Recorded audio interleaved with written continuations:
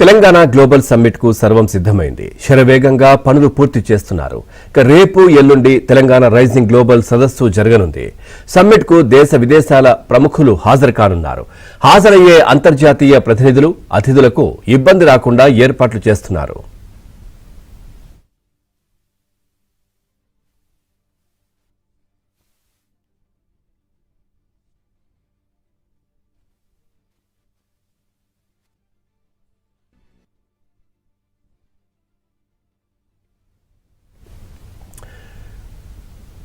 ఇదే విషయానికి సంబంధించి మరింత సమాచారాన్ని మా కరెస్పాండెంట్ నరసింగరావు అందిస్తారు. Narasingarao, vote you.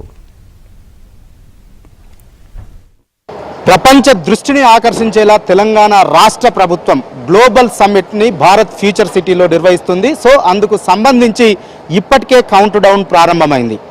సోమవారం డిసెంబర్ 8వ తేదీన మధ్యాహ్నం 1 గంటకి గ్లోబల్ సమ్మిట్ ని రాష్ట్ర ప్రభుత్వం ప్రారంభించబోతా ఉంది. సో అందులో భాగంగా తెలంగాణ భవిష్యత్ ప్రణాళికల్ని ఆవిష్కరించుకొని ఆ లక్ష్యాలే టార్గెట్గా రీచ్ కావడానికి అవసరమైనటువంటి ప్రయాణాన్ని ఈ సమ్మిట్ వేదికగానే ప్రారంభించబోతుంది తెలంగాణ రాష్ట్ర ప్రభుత్వం. డిసెంబర్ 8వ తేదీన మధ్యాహ్నం 1 గంటకి ముఖ్యమంత్రి రేవంత్ రెడ్డి ఈ వేదిక నుంచే సమ్మిట్ని ప్రారంభించబోతా ఉన్నారు.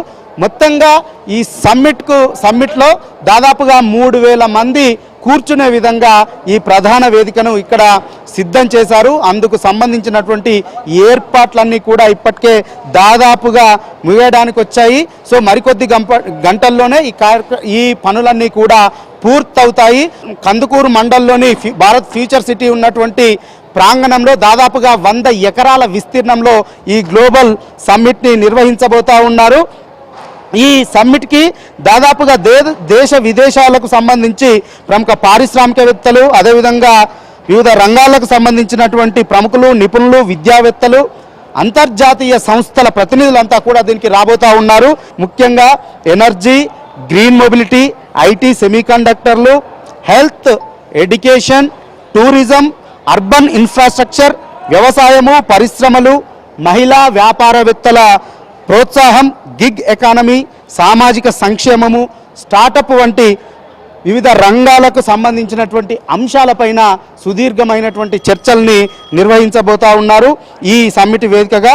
సో మొత్తానికి 8వ తేదీన మధ్యాహ్నం ప్రారంభమై ప్లీనరీలు వెంటనే వివిధ సబ్జెక్టుల మీద ప్రారంభమవుతాయి. ఇక పేరిణి నృత్యాలు, ఇతర సాంస్కృతిక కార్యక్రమాలని కూడా ఇక్కడ ప్రత్యేకంగా ఏర్పాటు చేస్తూ ఉన్నారు. ఇక 9వ తేదీన తెలంగాణ రాష్ట్ర ప్రభుత్వము ముఖ్యమంత్రి రేవంత్ రెడ్డి తెలంగాణ రైజింగ్ 2047 విజన్ డాక్యుమెంట్ని ఆవిష్కరిస్తారు.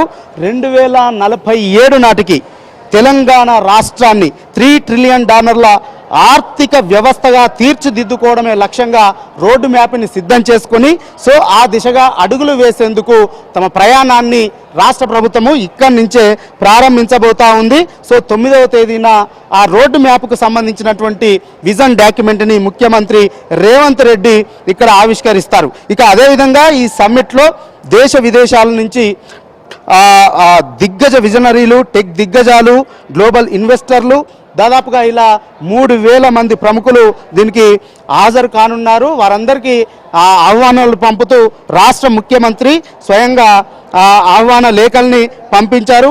ముఖ్యమంత్రి ఇక అదేవిధంగా స్వయంగా ఢిల్లీకి వెళ్ళి ప్రధానమంత్రిని కలిసి ఈ కార్యక్రమానికి రావాల్సిందిగా ఆహ్వానించారు. కేంద్ర మంత్రుల్ని కలిసి ఈ కార్యక్రమానికి రావాలని చెప్పి కూడా ఆహ్వానాలు పంపించారు. వారే కాకుండా ప్రపంచ దిగ్గజ నేతల్ని, నాయకుల్ని, పారిశ్రామికవేత్తల్ని కూడా ఆహ్వానించారు. అందులో ముఖ్యంగా బ్రిటన్ మాజీ ప్రధాని టోనీ బ్లేయర్ని ఆహ్వానించారు.